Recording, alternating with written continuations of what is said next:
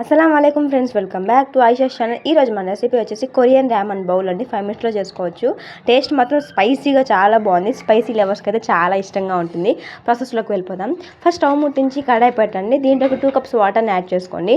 Water ఇలా బాగా మరుగుతున్నాయి కదా, ఇక్కడ నేను చూపిస్తాను కదా కొరియన్ ప్యాకెట్ అండి. ఇది సూపర్ మార్కెట్లో అవైలబుల్ ఉంటుంది. దీంట్లో ఇలా అయితే 3 ప్యాకెట్స్ వరకు ఉన్నాయండి. ఇప్పుడు దీంట్లో ఉన్న నూడిల్స్ అనేది హాట్ వాటర్లోకి వేసేసి మంచిగా కుక్ చేసుకోండి. ఈ నూడిల్స్ అనేది మంచిగా కుక్ అయిన తర్వాత దీంట్లోకి వెజ్జీస్ అనే ఒక ప్యాకెట్ ఇచ్చారు.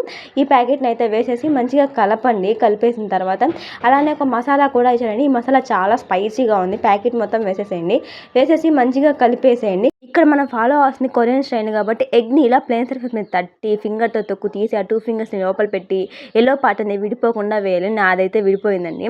మీరైతే విడిపోకుండా వేసుకోండి. ఇంకా ప్లేట్ పెట్టేసి ఒక 1 మినిట్ వరకు మూత పెట్టి మగ్గించండి. అంతేనండి, మన టేస్టీ కొరియన్ రామన్ బౌల్ అయితే రెడీ. చాలా బాగుంది. స్పైసీగా చాలా బాగుంది.